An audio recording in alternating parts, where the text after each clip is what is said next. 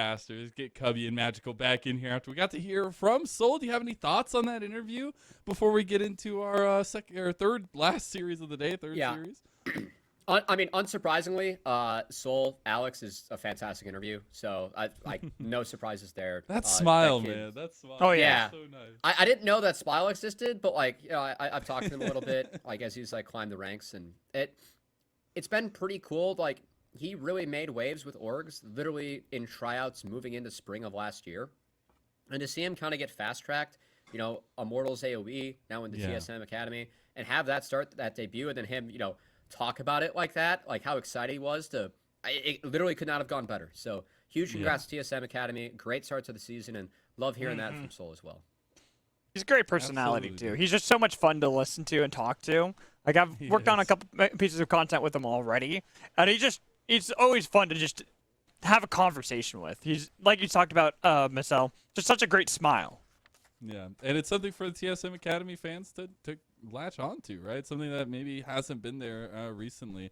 But I will say, we got to move forward. It's nice to hear from Seoul for the first time. We got our last series of the day, the final series of Stream A. It is Evil Geniuses Academy taking on Dignitas Academy, and it's going to be a banger. Both these teams coming in with some changes themselves, but all in all, teams that are looking to prove themselves in Summoner. I think a lot of players that are looking to prove themselves here, and especially when we take a little bit of a deep dive into the Evil Geniuses roster, Cubby, I think there's some interesting pieces to the puzzle here and some things that maybe need to get picked up from spring for themselves. I mean, it was a disappointing spring for EG, you know, taking bottom 4 in PG. And the only change they made is adding Smoothie, which, I mean, I think is very interesting because Smoothie, again, one of the more storied supports that we have coming from NA, and taking that break, now ending up back on an Academy team, and being paired up with who I think, without a doubt, is the strongest marksman that we have in Academy, in Cowrie. I'm really excited to see how this bot lane and team does, and, you know, if sticking together with that 4 ends up paying off for them this split, as, you know, that tells me that EG felt like, you know, it just, something wasn't meshing, or they didn't really, like, have a leader, and they still really believe in the talents that these players bring to the table. So, I'm excited to see if they can step up and put on a performance that we feel like this team is more capable of, because spring, they didn't meet the expectation. Yeah, absolutely. And I think that's where you have to look at Cowrie, as we're going to take a look at the same time back at some of his plays. I think that's where this guy really has the opportunity to be the mainstay carry for this team. Now he has a veteran support down there in the bottom lane that can help mediate some of those mid-game woes that I feel like Evil Geniuses was having. And I think this combo can be pretty deadly.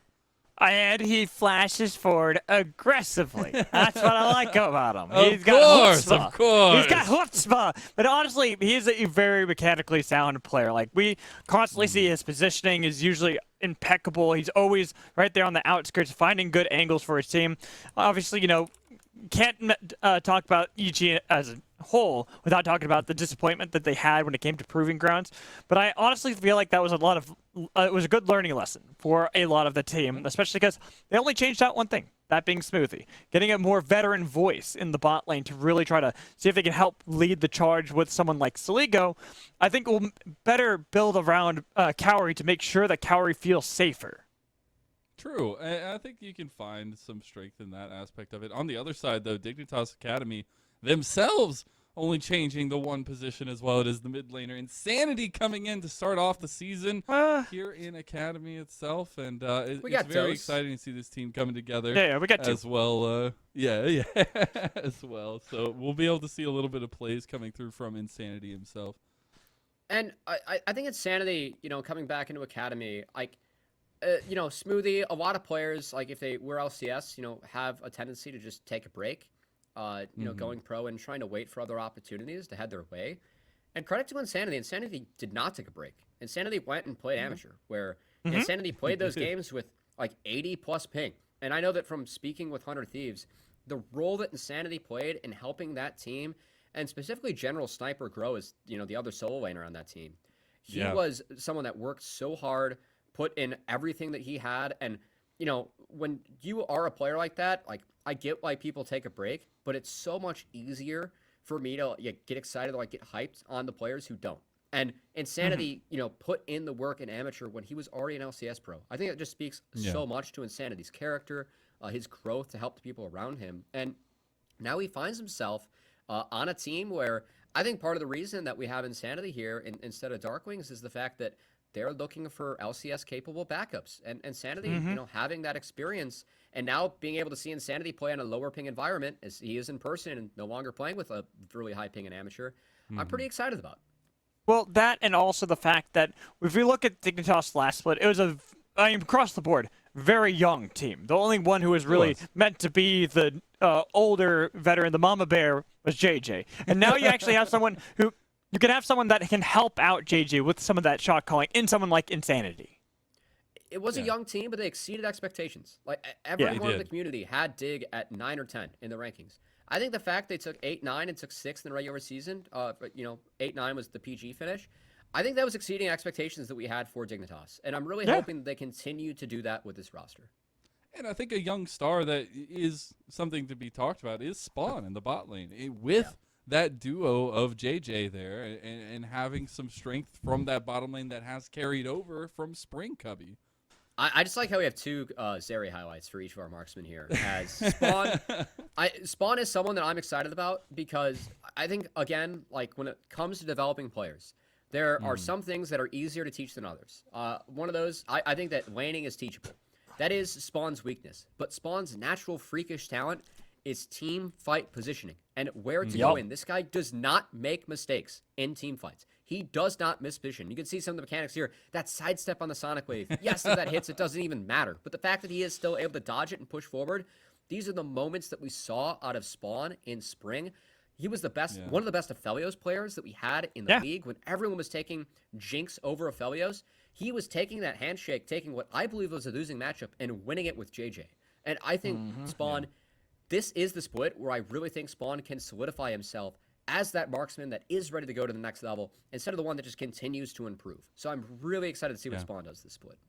Yeah, and it's a moment for step up. It's also a moment to step up against, as you were saying, Cowrie and Smoothie in the bottom lane of Evil Geniuses Academy. Another lane, though, that I do find interesting so that we can dive into a little bit more of a conversation with is the top lane. And with the durability patch, you never know what you're going to get up there. But I think the Surdy versus Dignitas Academy Tony Top is going to be a fun one to look at. Obviously, we've talked about Surdy in the past, wanting to try to find a little bit of stability up there, some consistency, and Tony Top trying to come in and make a name for himself as well. Magical, I want to get your last little point before we do get to Champs of the Light. Oh, yeah, getting the temporary sub in for Hoon in that top lane. I'm curious to see how Tony Top is going to do, because I think the goal, obviously, is to be an academy. So he really needs to make sure that he's having a big splash here, really showing, hey, I should still be here. Pick me up now. Exactly. Now Champ Select is ready to go. So to kick off our final game of the first day of Academy Summer 2022, Magical, Cubby, take it away. Thank you so much. Let's get into our last series of the day, Evil Geniuses Academy, Dignitas Academy, where they have very similar things that they kind of changed up for very similar reasons. And I'm really excited to see how this is going to work out for them. E.g., just Smoothie swap coming in for Skytech. And then you look on the other side, technically it's 2 with Hoon in the top lane, but right now Tony Top, so a younger face with a more familiar face in that of Insanity. And he can provide great shot calling for the team, and that's something that we saw a lot of on 100 Next. And I think it's something that, taking some of those responsibilities and helping develop, everyone else around him, as well as having that chance to maybe play at a higher level, having a more competitive mid laner. I know it's something that, what was motivation for Dignitas winning the swap out, the top laner to taking Hoon, someone who has played at a higher level before. So, I think it's a bit of a change of approach with how Dignitas saw those slots within their roster, and curious to see if Dignitas pushing forward can, prove that they did make the right call in swapping out those players. Because I know personally, I was really bummed that Darkwings wasn't in the league. I thought as a rookie he was making a lot of improvements, and him and Insanity swapping spots, I feel like was deserved for Darkwings, getting on what is commonly referred to as one of the top amateur teams in 100 Thieves Next. So it'll be curious, but I'm also really excited to see Insanity back. As Insanity, of course, someone that worked his tail off to get back into this position, and I really want to see if he can make the most of it. As we get pretty far into the bands, seeing a lot of familiar faces, seeing the Tilia, Lilia, and Gwen red side band. I don't see a Wukong, Viego? but I see a Viego first pick instead. Okay, so priorities on the resets already for EG. Curious to see what they pair around the Viego to try and help make sure they have that upfront damage to get that first kill. Whereas I look at the responses for Dig, Lucian's up, Lulu is still up. I'm curious to see if they end up locking in that Lucian, because Lucian is someone that can be flex. We still usually see the Lucian Nami lane, but Lucian can play mid. I know Triple was playing it on the other stream as well, if you're joining us from there. So this does give Dignitas now some flexibility throughout the rest of the draft. You stole my thunder. I was going to say that exact same thing, that Triple had already played it over in the other stream, but here we have that Wukong. That's where we get to finally see it. I'm surprised, though, to see the Viego priority over that of the Wukong personally, and then immediately locking in a Kalista and Renata Glask. So Wukong has to jump in, Lucian a little bit lower range. Renata, that ultimate could be very valuable. Also is already a lane and a response that we've seen to that Lucian Nami earlier. So I think Renata's laning phase is very powerful. Combine that with Kalista, can at least try to contest. Hopefully it goes better for EG than what we saw for 100 Thieves earlier in the day, as that does round out the first phase of the draft. Of course, that Wukong could be flexed up. We're expecting that to be XUs. It's like Dignitas going to take away a couple mid-laners they may not want to deal with, as they might be setting up for a mid-lane knock-in here on Seoul. I would expect that as well. I'm kind of looking at what's still available, what we've already seen just from this short day. The Ahri ban makes sense. Maybe even want to take away Victor in case they're a little bit worried of that from someone like Insanity, the Twisted Fate. Another good call, a good read. That Evil Geniuses make sure they can deny that rotating ability from Dignitas. Twisted Fate, of course, maybe not wanting the Silas opt-in for the matchup, as I think mid lane pool honestly being narrowed down okay for each of these mid laners. And I think also, actually, Fiora ban. So is that a Camille then? It could be Camille, could be a sign that they might want to blind a tank and actually give counterpick to Insanity. I'm very curious to see now what happens on 4 with that Fiora ban. And honestly, shout out, maybe Tony Top just putting some respect on Surdy, who a very, very talented, Fiora player. But he's also a really talented Camille player, too. So that's why I'm like, it's still these options that Surdy has available for him in the top lane. I'm curious about the Fiora. I will say the Vigar ban tells me that we might be seeing a Sadiga Azir. So that could be the setup, as you might have highlighted it, Mad Magical. Could be a top lane blind, as a Camille was hovered, but it will be the Gangplank locked in. Yeah, not going to go for the Camille like I had initially thought. Gangplank is one of those champions that we've actually seen a lot of people say is just absolutely disgusting on this this patch. Do it. But let's see if that happens. I'm gonna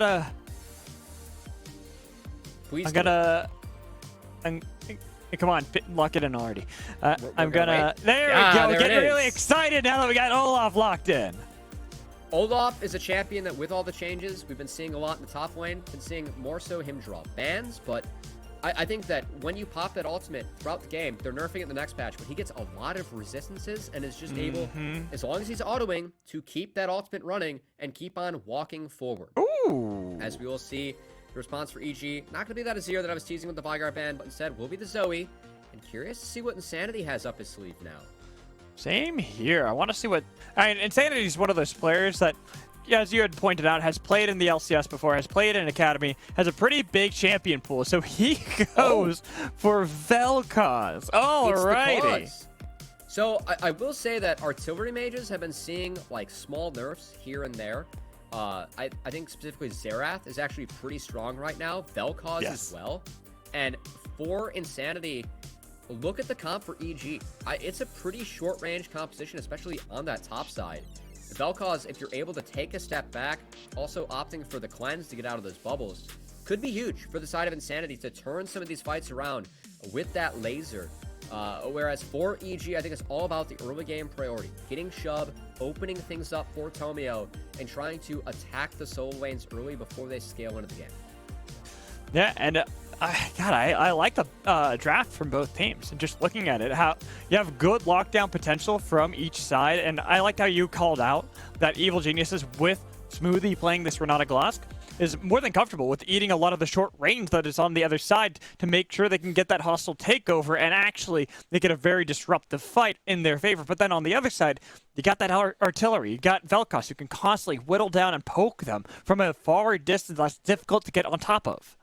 Yeah, if Dignitas get ahead at all in this game, it'll be extremely difficult for EG to navigate. Because Olaf, without ult, going into Gangplank, Vel'Koz, you do not get to function. You are dedicated side laning. So I think it's really important that EG gets that Olaf ahead early so Surdy can try and break the game in the side lanes and snowball this game quickly in EG's favor so that the artillery team gets behind. If they get an early advantage, it will be doomed. They will siege, and EG do not have ways to deal with that. Well then, Cubby, why don't we roll in and get this game underway? See if the snowball will work, if we get some quick action from Evil Geniuses Academy. Dignitas Academy at the moment are looking pretty strong, though. They look like they've got good late-game scaling. They can hold on as long as they don't get bull rushed by Evil Geniuses. EG, I think a big priority, again, on these early game plans. And, you know, when you have Olaf, you can always do things early with the Olaf if you want to try and go for some of these level 1s, some of these plays. The Q, they did nerf quite a bit, actually, level 1. It doesn't refresh as fast, and it does much less damage, but still get pretty absurdly strong if you're able to continue those trades. We'll see if Surdy, again, can make the most of it. Olaf does feel like a champion that really fits his playstyle, and maybe he learned a few things from Faisal, the top laner they have in Evil Geniuses Prodigies. Was a known Olaf top 1 trick and played it on his way to Challenger when he first came up. So hopefully trading some notes there between the top laners. I wouldn't be surprised if they've skirmished, battled back and forth a bit on that one, getting Surdy a little bit more confidence playing this champion into something like Tony Top on Gangplank. And I want to see how aggressive Surdy will go. Having ghosts, having that chase down potential onto something like Gangplank early on, it's only, a matter of time to find out if that's going to happen. But at the moment, everyone's just going for pretty typical things, nothing too fanciful. Something else that we'll be looking out for in this mid-lane matchup specifically, Soligo does have to be very careful about when you pop the ultimate on the Zoe. Yes. Because Vel'Koz can step up and drop the knock-up to sync up when Zoe lands at, the other port, or say, all that moving around the Zoe does like to do. You remember that ultimate name, Mad Magical? I'm blanking. Yeah, what is it, the Star Portal or something like that? I just call it Portal. I'm putting you on the spot. I know it's Paddle Star for the Q. Well, Paddle Star is the Q, Sleepy Trouble Bubble. Then there's the Summoner Spell Steal thingy. And then I think that's just, like, something Portal. Oh, hold on. Yeah, but right. Oh, okay. So now we're already seeing the power that Cowrie and Smoothie have as this duo. This is great. Cowrie has always been someone very aggressive in his lane phase, looked for these plays, and having someone like Smoothie who's more than happy to just do the same thing into a lane that normally you would consider to be difficult to play against the Lucian Nami. They're just looking for these constant fights and even getting those handshake so they can get the stuns consistently.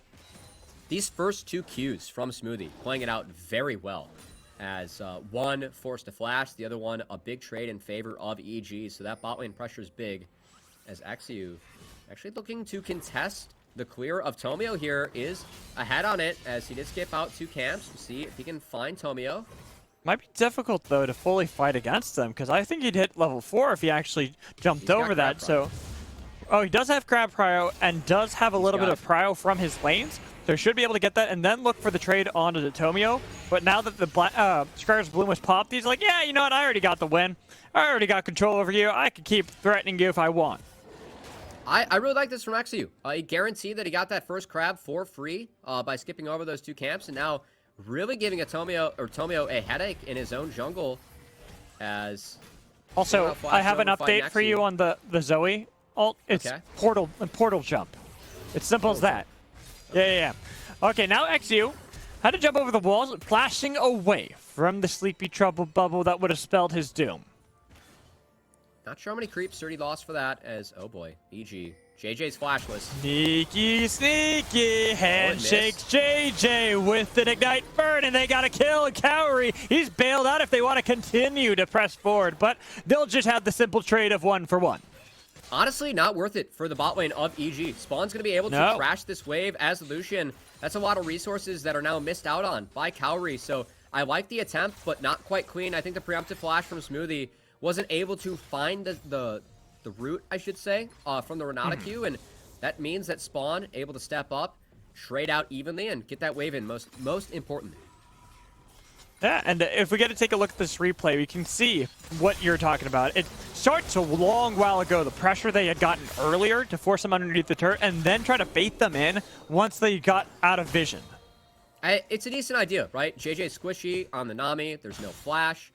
You have heal versus cleanse in your Calista, so if you're able to stack up the Ren stacks, I think in theory this is the right call from EG, but just a slight mis-execution as JJ is going to step up. And we're going to see Smoothie with the Q flash not get the root on Spawn. No, he wasn't able to get the stun on Spawn. Yeah, I think that's stun, what... yeah. Right. If they had gotten that to work out, that would have been the saving grace for the play. Yeah.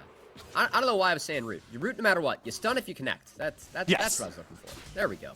It's okay. It's okay. It's, you know, we've got to shake off the rust, right? It's been a bit. Oh, yeah. We've been having the offseason. This is why we hate offseason as well as casters, because then we get rusty. But right now, not too bad. Not too shabby. 1-for-1 in the bot lane and a little bit of trade looking at least in the mid lane. So Ligo wants to land those Sleepy Trouble Bubbles onto Insanity to allow Tomio to show up mid and get that early snowball from Viego.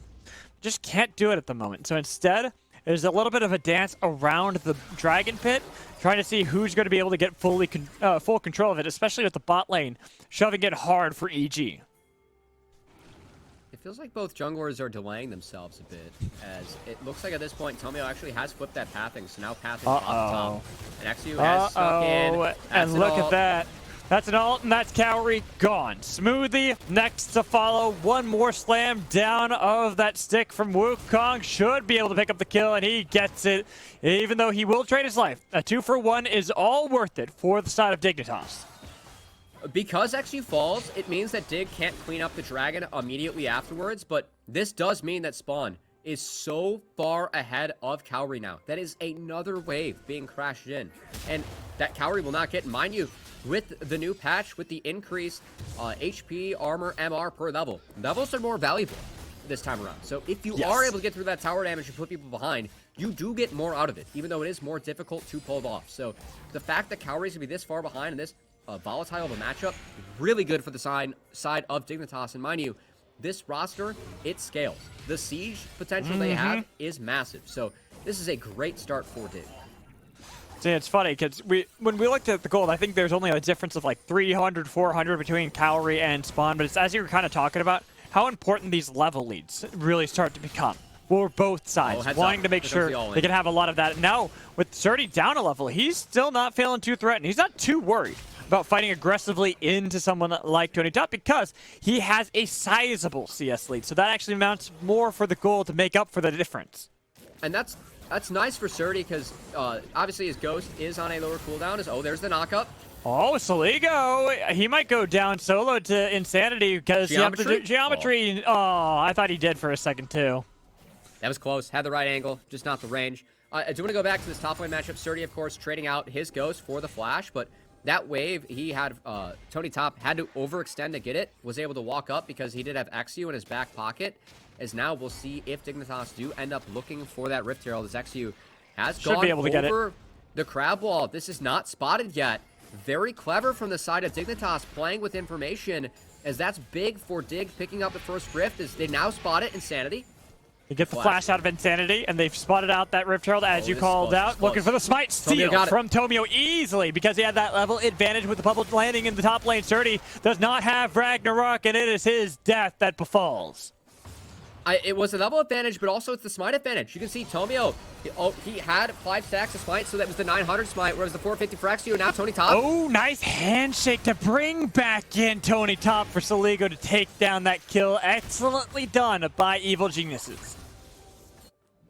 EG at least able to answer back, as EG, really important for them. They were able to not only pick up the kill, but the Rift Herald. That smite steal, the fact that Tomio smited one more time than XU leading up to that Rift Herald, meant that XU had the weaker smite, he loses out on it, and all that time effort put into the objective, EG takes right out from under them. And they're even getting some plate gold picked up by Saligo top lane. They're getting a good shove coming in from mid lane since it's now 30 there to catch the minion wave. The only thing that they need to really see if they can fix up a bit is that bot lane. Because while it is only a small lead of 400 gold separating Cowrie and Spawn, exactly. It's only small on the surface. It's a lot worse for the side of Evil Geniuses, especially right there with Surdy. Oh, Still man. probably, no, the shield keeps him alive, and there's Cannon Barrage. Oh. JJ's auto took the kill, but at least they got the kill. And that's some of the difficulty now of Olaf. If you are not walking forward, able to keep on pressing, you will get melted. As the ult was not enough, no ghost for Surdy, and a tough start for this Olaf pick. That kill now enables Dignitas to look at this dragon. Should be able to get it pretty easily unless we have another walk-up smite steal from Tomio. Smoothie, yeah, okay. I was waiting to see what Smoothie could do, but he was only level 5. Yeah, sometimes as a jungler in those situations, you might greed your smite, try and use it on a camp, because you know it's free, but XU, a little bit wiser to it. Gonna burn the smite, secure that objective, and make sure that that time around, EG don't get to sneak it out from under him. Steal for me once, that's, you know, my bad. I should have been more careful, but 2 times, no. XU's like, you only get that 1 time. You're not getting the second one. Yes, the classic motto of Academy. It's win or learn. That's a win or learn situation. No, I thought the motto was who's next right now. That's true. Who's next is nice. So I guess who's next to steal a Baron, steal an objective? That's big. We're gonna have another Elder Steal from a Nazir. Is that what you're trying to say? Oh man, that was fun. That was hectic. That was so much fun. I love that one. Greatly enjoyed that. You know, sometimes at Academy, we embrace the fiestas here. We like when teams throw down. We like to test those mechanics out. You mean I like them and you tolerate them? I mean, I'm always here to you know, have teams attempt to make plays, see what ends up happening. And I just like the chaos. I like everyone just throwing their bodies at one another, trying to get advantages and leads. I mean, especially when you look at compositions like this. You got a Wukong. You got a Nami. You can have a monkey surfing on his surfboard on the tidal wave at people, or look for a play like that. He gets the flash out of Saligo, but he wasn't able to get much more off of that unless this disintegration beam can do the job, and it just couldn't. Tomio is able to save the life of Saligo. Sleepy Trouble Bubble also take over as well. A lot has been used to try to get CC onto the members of Dignitas. That flank from Surdy makes sure they can take down XU, and he gets his first kill. Surdy does have the Ghost and Ultimate running as he's continuing to auto, but not able to auto champion, so that will end up timing out. EG able to turn that around, bit of over-aggression from the side of Dig. All right, we're good. No geometry to be had there. Yeah, I thought the geometry was about to stop the recall and get the kill on Saligo for a second. Oh, this is sneaky. What is up with the sneaky plays this game? A backdoor Kelly, just taking 2 points for himself. Thank you very much. Just drops it, takes the 320 gold, hits base. Alpha move there from Tomio.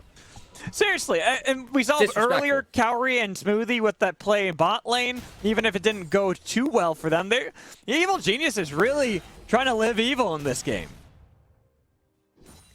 We'll see. So revisiting what we talked about early game with comps, scaling, I still think that EG haven't hit the spike hard enough. They need more, because when this game goes late, that Vel'Koz, especially being empowered by Nami, I think people underestimate how much Nami buffs up mages with Imperial Mandate.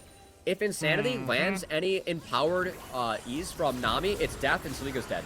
Well, I was about to say, I have a feeling that this Vel'Koz is already doing that damage, already starting to really bring a punch without the Nami even being involved. And that's going to be a big concern. And again, when I look at the top side for EG, Zoe, Viego, Olaf, all get heavily outranged, outdamaged by Insanity. It's going to be about EG getting Cryo inside, utilizing that to try and find angles on the Vel'Koz, and that's how you can try and attack Vel'Koz and take him out. So we can never really set up to, you know, be that artillery mage that Vel'Koz excels in. It can be so oppressive, and especially if Dignitas get ahead. But XU is now in the spot lane, and away from the top lane for a bit, and same with mid lane, just because we had that threat, the dive potential here from XU. He's making sure to hover around the bottom half of the map just in case. See Saligo getting fishy here, as Insanity does have flash. Tomio is there too. Could look for the charge, and look who's here as well. That's going to be Smoothie with the hostile takeover. It only gets the clone at the moment with the tidal wave into the choke point there to be able to get the knockup on Tomio, and that disintegration being doing a lot of damage over to Cowrie. But instead of anyone falling, they're going to all retreat and make sure they can get out with their lives. And that was a nice attempt there from EG, but you can see how difficult it is for them as Dignitas still might be under threat. Sturdy, see if he pops ult. All right. It's going to be JJ who's under assault. They just take the easy kill onto Smoothly, knowing that it wasn't likely he was going to escape. Even with Flash, they can follow it up pretty well. Don't mind that from EG, but still, return to that previous point, right? That fight, that setup. I like that attempt from EG because they were trying to find angles onto this Vel'Koz. But that was a really smart flash from Insanity. I just going to join his team, and you can see the difficulty that EG has once they were trying to funnel into the chokes to get on that Vel'Koz. The cannon barrage from Tony Top, the disintegration beam from Vel'Koz. You just cannot walk through these. As we get a replay, check this out. Insanity rejoins his team. It's no longer flanks. It's now a front to back. And look at the tools. I mean, Dignitas, they are outnumbered, they are outdone, but that bubble, it doesn't matter. You drop the ults from both Gangplank and Vel'Koz in the two chokes, and EG are forced to retreat. Also, the fact that the hostile takeover was completely avoided by everyone on the side of Dignitas to make sure they can continue that play, really make sure that it was compounding upon itself, allows them to net control afterwards, because it was a 3v4 fight. Then they get the vision. Then afterwards, we get out of that replay. They've already gotten the dragon. They're already at 2. Props to Dig, picking that one up off the reset. As we are shifting into the mid-game. Again, I still don't believe this lead is big enough for EG. The fact they missed out on both the first 2 dragons, and they lost that bot lane priority off the play. I mean, how does EG get back in this one? I feel like they have to really push hard around this Baron, or set up Surdy for sides. That's the one I was going to go with. I was thinking side lanes. Try to set up some split push from the side of Surdy might be the play that they have to fall back onto, because looking at how the game is at the moment, well, you've been able to at least slow down XU. You've made it difficult for him. You're down 2 dragons. You don't really have the pressure around these turrets. You barely were able to get placed with the help of Shelly beforehand. Now grabbing the Rift Herald again. These turrets might be close-ish to falling, but that wave clear from Insanity is at least going to make it difficult to get to the tier 1 mid. I think one of the other positives for the side of Dignitas, you know, thinking about Olaf as this champion. Of course, Olaf did go through some changes. Overall, scales better, especially in the solo lane. Like, I think level 16 at the moment, you get 40 bonus armor and MR when you pop that ult. That's a lot. Also, the shield is pretty big, too. Yeah, the shield's really big as well. So, the Olaf does scale better, but if you're thinking about champs that can deal with that, yes, if Olaf is able to get on top of, you know, the artillery mage, that's massive for the side of EG. But Olaf has trouble dealing with Lucian. Lucian is very mobile, very agile, able to escape those axes and kite out the Olaf. And Spawn is the one who's fed. So I really feel like even with this even scoreboard game, Dig is really far ahead. And if I'm Dignitas, I'm just looking to weather the storm a little bit longer. And once that next dragon comes up, if I can use my artillery mage to get control, secure those, and just play for Seoul, I feel like that's the sound win con early here for Dignitas.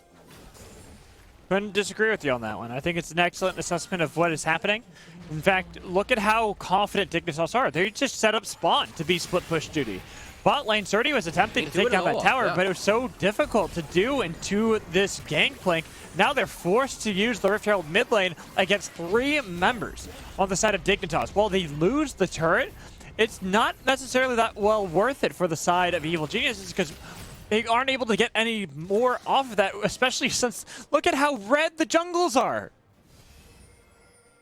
That tower falling in favor of EG, I mean, that does take some protection away from the Vel'Koz. That's a big deal, especially given all the flanks that you want to, you know, try and find on this champion. That's really how you beat it, creating angles on the Vel'Koz. But it's still going to be so tough, and I really want to see how Dignitas set up for this dragon. If they're able to do it cleanly, I think it's going to be really difficult for EG to play into.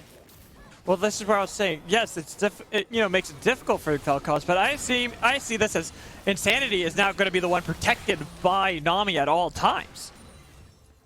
I mean, you can see some of the power of JJ empowering this Vel'Koz with those Imperial mandates. You know, really helping those Qs chunk if Insanity is able to connect with them. As we are a minute 25 away from this dragon. We'll see if EG can get side lane priority. They've done a good job of prepping that wave top, crashing it into the turret that will push back into them when the dragon spawns. So afterwards, they can collect those resources. This wave will head their way. But Surdy, Soligo, both in the same wave, bottom. That's gonna be tough to see if they can set that up in time against Dignitas and try and get any sort of control. You can see Dig overloading mid. They have complete control over mid lane, and now this bot side of the river, the ideal scenario for Vel'Koz to just set up and keep on firing those abilities, just trying to poke out EG. And you look at how everyone is now grouped up here in mid lane. This is where we look at the items. The gold has been nearly even between the two so teams, tough for EG. but it's all about who's going to be able to get the proper position. Like you talked about, it's difficult for EG because they were already at a disadvantage when it came to the vision control. And Smoothie is getting chunked out by this artillery mage. Again, I love how Nami is empowering the Vel'Koz. And look at the damage that the Imperial Mandate Vel'Koz Qs are doing. EG can't do anything. It's actually was snuck in. Surdy's just dead there, too. They had quite the angle to make sure there was no escape, and they can start cleaning up evil geniuses. They got split up just a bit. They turned instead for this dragon. But you could see that Dignitas, these leads they've gotten with that vision control, as you were talking about, Cubby, is just so important to how the state of the game is going to unfold. It's just textbook play coming out from Dignitas. A really good idea of how to execute this composition. Playing around this Vel'Koz beautifully. And, I mean, this is something that I think Insanity, specifically like this past split, really was almost innovating mage play. He was the first person that was playing the Veigar Ahri matchup. He had these iterations of it where, you know, like depending on like jungle, it was mostly spellbook, but he was one of the reasons that counter matchup became popular on our server. And to see him, you know, digging deeper into that artillery battle mage pool that he has, this Vel'Koz pick, I think Vel'Koz was a really strong pick in this draft, and he's proving as to, you know, how you can play around it and make it strong. It's so difficult for EG to play into because it's impossible for EG to get around it.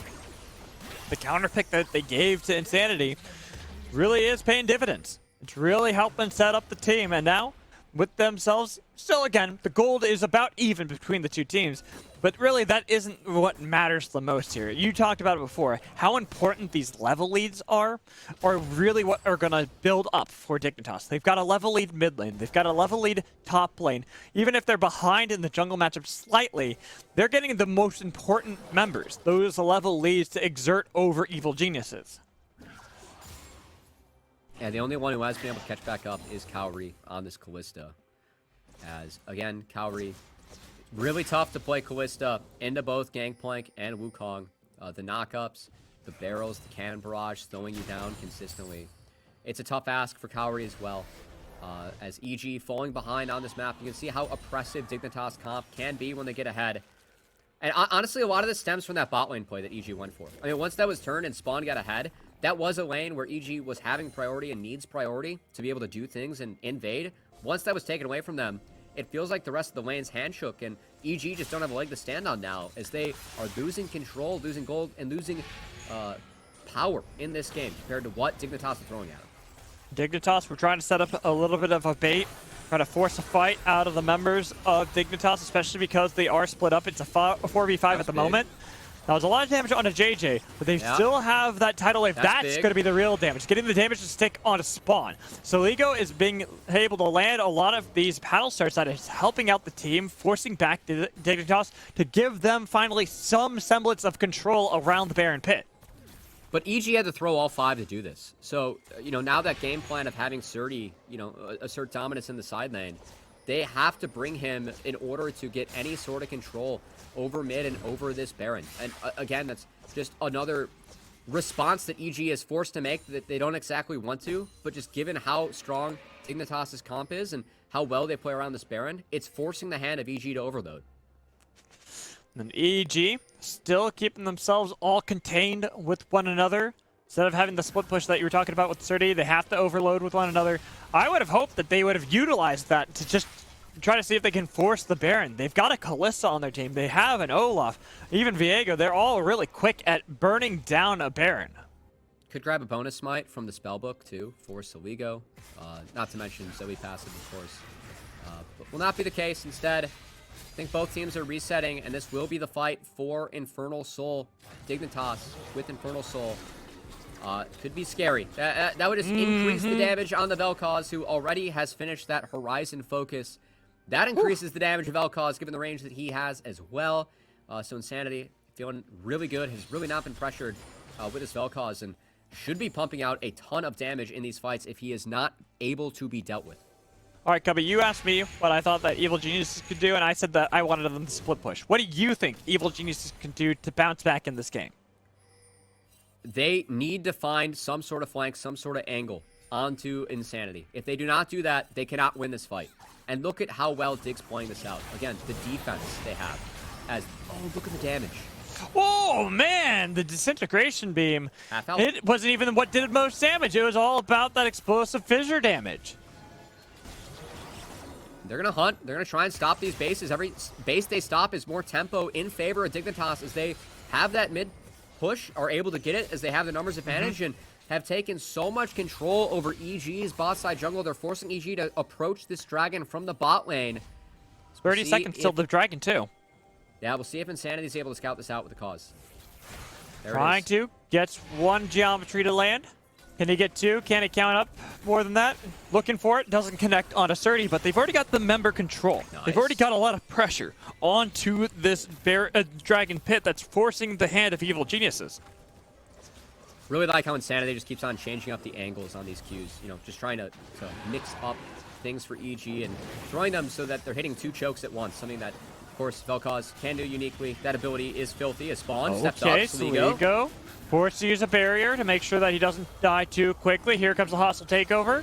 Not going to connect onto anybody, though. Instead, it's going to be XU using Cyclone onto one member with the Cannon Barrage coming in on top of Smoothie and Cowrie. They're still alive, though. Dodging away from a lot of the skill shots each side. There's the Disintegration Beam. Oh, but Cowrie will fall. The Fate's Call might have saved Smoothie, but couldn't save himself. And with that, that is going to be an Infernal Soul for Dignitas. And this is the doomsday scenario that we painted for EG coming to fruition in this game. They did not get a lead. You have a short-range topside into Gangplank, into Vel'Koz, Dignitas punish. There is not even a fight to be had for EG, given the damage that Insanity and Tony Top are pumping out. And this should be a free Baron going over to Dig. But look at Surdy, finally on split push duty, taking down that tier 2 in the bot lane, while Tomio could be a hero for the team. If he can somehow miraculously steal this away, that'd be insane, but he just couldn't even get in the pit in time. Spawn, JJ are chasing him down. They want that, but as long as Tomio can delay the backs, they might be able to at least get this inhibitor turret. I mean, at what cost? I mean, Secret at the Agent cost Tomio. of... Yeah, Tomio, can he get out of this one? He's doing a good job of it so far, and he will get out. So even if they do trade the Soul and Baron for it, they're at least able to get themselves a bit of an edge in a side lane. Hey, that was quite the drive-by from Tomio. He even got some chicken nuggets on his way out, too, taking away that big raptor. At least was able to buy time to get EG something, but this game's not getting any better than Magical. I mean, it is now an Infernal Soul on Vel'Koz. Yeah. As if it wasn't already hard enough for EG to approach. As if it wasn't already hard enough for EG to find any priority inside lanes and use that to pressure the killing backline that Dignitas has with this Vel'Koz Gangplank at this point. Yeah. I think it's too much. I think EG should fall in this game, as Sligo really trying his damnedest to give them any sort of footing on the map, but it is not enough. I think you just full send it. You tell Surdy that he is booking it towards the enemy base. You delay all backs, and they even get a little bit of a fight on a spawn. They've gotten JJ, but Tomio will be the sacrificial lamb. He goes golden because he had that Guardian's Angel, and the EG might have just turned this around. Look at Surdy diving into the backline, looking with that disintegration beam, doing a lot of damage to Cowrie. He has to go golden to be able to survive. Tomio's looking for the flank angle to see if he can get into the backline. See if they can at least hold their ground. They've got 2 kills, but they're still worried. There's so much damage from this Artiller Mage in Insanity, and the flash away, but the bubble not connecting. The fissure doing a lot of damage. Look at the burst that comes in from Insanity. Doesn't matter if it's a 3v5. He can fight it all. He can do all the damage that his team needs to make sure the EG cannot push back towards them. At the moment, it is still 2 kills in EG's favor and a couple shutdowns, but I mean, what else can they do? That was the Hail Mary engage, and I mean, props to Smoothie on finding that. But still, like, that is the worst case scenario for Dig, the best case scenario for EG, and it still looks so dire for them in the end, man. And we look at this play, and it is really nicely done from Smoothie to make sure they at least get something. But like you talked about, they didn't really get much pushback besides getting the 2 kills. They couldn't chase down the actual important members such as Insanity. Yeah, that was a pretty interesting flash from JJ. I think he tidal waved the wrong way, and XU ended up going too deep because of it. So yeah, at least Spawn was able to get out. The insta cleanse was really clean from Spawn. As just look at all the damage they do on the way out. Jesus. I mean, that they do, that Insanity does. It's too much. And Dig, because they are still holding on to a couple Baron buffs, they can group up and push as they will abandon this wave. Leave that to the tower, but still, I mean, Dig, we're coming to the point where I think they just are being careful for this Elder Dragon. But what kind of chance does EG have? I mean, they are going off of Miracle Bubbles at this point to try and make it happen. Yeah.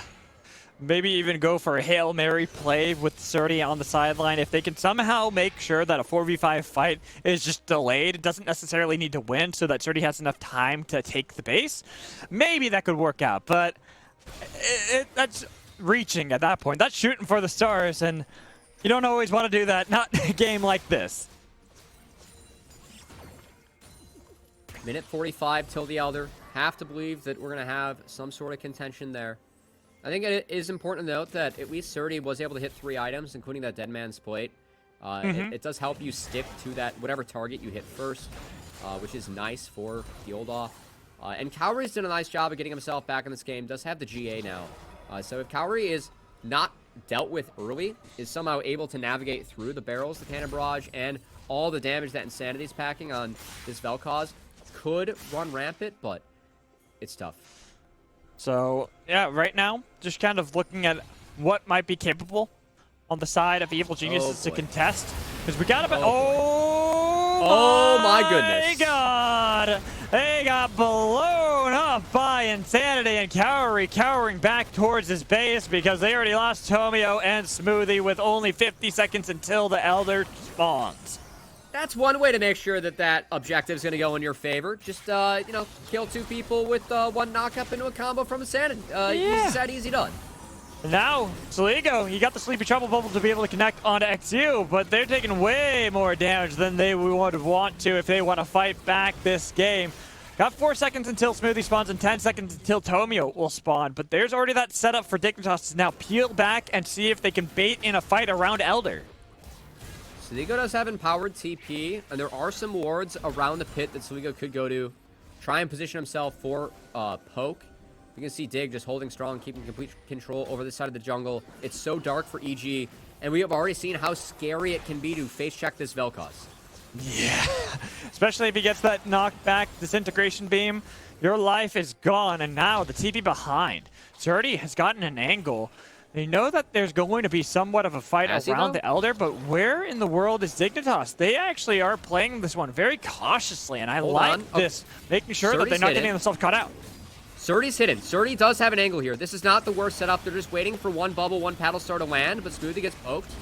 Well, there's XU. He's using the decoy to get away from Surdy. They're getting that poke to stick onto someone like Insanity, but they don't want to pull the trigger just yet. They're waiting to see if Surdy's going to be able to get into the backline. Here's going to be the hostile takeover, connecting, tidal wave, use Surdy, chasing down, getting the flash out of Insanity, but he's going to be close to death. Well, this is a great beam. They got the Elder. They can snipe this down. Spawn will die upon arrival. EG, what in the world did you just pull off? The biggest highway robbery we've had. It's only day 1 of Academy, Cubby.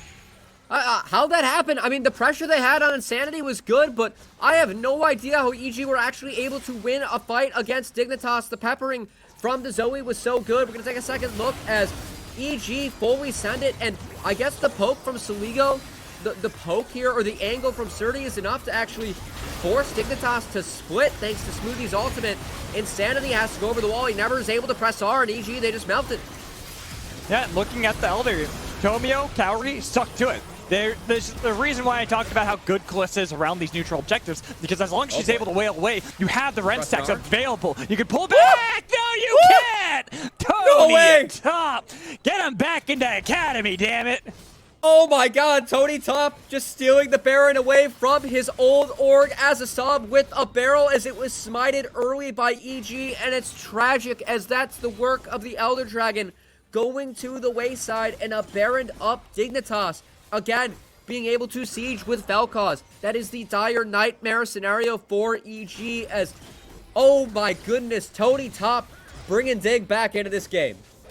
And looking at this replay, the barrel chain, I'm also more surprised. I'm going to watch the Rend. I think it was just too early. The Rend was just too early. The Rend plus Smite combo brought it down to 300, not to 0. The barrel brings it down to 0. Is now 30. 30. They're fighting against Still the decoy, though. Not actually fighting against the main members of Dignitas. Oh They're taking my a lot God. more poke. Yeah, I know. That one Q Look at Smoothie. Smoothie down to half. And now they are putting the pressure back into the base of Evil Geniuses like they had done prior. Even if they lost out at the Elder Dragon, they've got a Baron, and that Elder is going to time out soon. They still have to be worried about Zoe. I think all the range, the zoning that Zoe can pull is huge. Is Tomio trying to force. They have Elder. They still have Elder. I don't know if you wanted to force that one. You got a lot of damage on the members, but now you're going to die. You got one kill on a JJ. Tomio is taken down by Spawn. You just sacrifice 2 members for a support? So again, I mean, this game's dire for EG. I think they were trying to push while they had Elder. Elder is about to expire. It just did. So I think that's why it looks so ugly for EG. They were just trying to force while they had that monster buff in their pockets, because now they don't. And we're back to that scenario we were at previously where you're sieging with a Vel'Koz, with a Gangplank into a melee-heavy team. Again, so difficult for EG to deal with. And here, with that fact that they've lost out on 2 members, they will spawn up soon. But they won't be in time to really help out the base that's now in tatters. Another structure taken by Dignitas, keeping themselves in that gold advantage, just a little bit above Evil Geniuses. And God, Cubby, 3 minutes until another Elder spawns. Do you think we're going to get another Elder fight? Hell yeah. Hell yeah, right. magical. It's day 1 of Academy, baby. That's the next monster objective that's up. I think Dignitas, they're trying to play it out slow, because if they go too fast, then, you know, if Insanity does fall, that's trouble. But, hey, Insanity, I think really importantly, has Stopwatch and has Flash coming back up. So, I think once Insanity's Flash is back, that's when we're going to see Dignitas start to push a little bit harder around the map. And that's where things, again, get so difficult for EG. It's difficult, but God, I'm just looking at it. We're 37 minutes into the game, and you got some of your most important people on the side of EG with a lot of items under their belt. You've got the death cap coming in from Soligo. You've got 2 GAs on your side. One's already been burned out of Tomio, but he's also got the Wits and Trinity Force. But the biggest thing is that Cowrie's full build. Full items. Every one of them. And, I mean, props to Cowrie, because, I mean, that lane, he was set behind twice. Right. He has been playing Farming Simulator and gotten himself all the way back, level 18 on this Callista. And Callista, you can try and drain tank this Vel'Koz. And I think that's the plan. The one real comeback scenario for EG is that Zoe can maybe match the Vel'Koz poke. And then we go from there with Smoothie. Smoothie had to flash away and will die regardless. The bailout doesn't bail you out of that fight when you set up a little bit too far trying to get vision set up for the team. And that's no flash for the Elder setup as well, and will give Dig free control, as they might even look to pepper the mid inhibitor and take that for themselves once again before this objective. Again, 1 minute away from the Elder. That is the big objective that these teams are looking for. And you got to believe with how late the death timers are at this point of the game, whoever gets Elder could be the ones to win this game. They could just look to see if they can take down a Nexus turret, because Cowrie was trying to push on the side. So they have a lot of an advantage around this at the moment. Cowrie canceled the recall instead of actually fully going for it. So now with 40 seconds until that Elder spawns, he's far from that fight and far from being able to actually assist the team. The full built member is not there. I don't know how Cowrie makes it to this fight. Like, they are seeding Elder Dragon by doing this. I really... If you lose Elder, you lose the game. I really feel like that's the case now for EG. So I'm really surprised that Cowrie is sticking it, because now Tony Top, he just gets to walk back. Callista can win the 1v1 against the Gangplank, but how worth it is it? I mean, you were losing so much with the spawn. Of EG are. They were all out of the base. They weren't really set up for this. Now they're going to lose a second inhibitor in this game. Tomio is setting himself up to look for a fight with the hostile takeover coming in from Smoothie. They've got a couple cleanses already burned on the side of Dignitas, but they're taking too much damage. Saligo has to be careful, and it's going to be Cowrie who's reset into the ground. Bailout from Smoothie, not enough to be able to survive, and they take down both of the bot lanes of EG. This game has been drawn out. EG tried to claw back into this game, but is now Dignitas knocking at the door of Evil Genius, is about to bust it down as they got the minions already set up. They've got the kills for the team, and they've got this game locked and controlled. Copy, it is just shy of 40 minutes. Love the Vel'Koz pick and love how Dignitas played with the artillery mage. As, again, once EG fell behind in the bot lane, 130, dropped those 2 deaths as well early, there was no way for EG to find pressure on the map and to turn things around onto the Vel'Koz. It took, honestly, a miracle Elder fight and an unfortunate Baron steal back for Dignitas to make that game rather interesting towards the end, but still, I think that was a really, really sound game plan from Dignitas, and a comp where it was so difficult for EG, again, to function into GP plus an artillery mage when you are full short range. That's a combo that is going to spell disaster. And I think that once you fall behind, we saw how difficult it was for EG to play that out. And you called it out in Champion Select. You called this out way early on that if they didn't end the game quick enough, if they didn't get these leads snowballing out of control, eventually Dignitas were just going to stall the game, make sure they scaled up, and that Vel'Koz, that 1 Q, chunking out Smoothly to below half. Kind of, oh my god. It shows you the power that the scaling on the side of Dignitas was. Yeah, and honestly, like Nami with artillery mages too, really underrated combo. If you want some cheesy wins in solo queue, go play that combo bot. Like Xerath Nami, Brand Nami, Vel'Koz Nami. You can win lanes. Just given how powerful Nami's though is on the E. And honestly, I really liked that game from Dignitas. I thought it was a sound game plan and well executed. I know there was a hiccup with the Elder Dragon. Stealing the Baron was almost a requirement. And you never got EG back in the game, which again, respect them for going for that play. It was wild. It paid off, but still a very controlled game from Dignitas. Felt like they were always in the driver's seat. And that's why, just shy of the 40-minute mark, they pick up that victory in Game 1. Obviously, best of 2. We got one more, as well as a halftime show. We're going to toss it a break, and when we come back, we'll bring back our lovely host of Hazel. Make sure you stay tuned.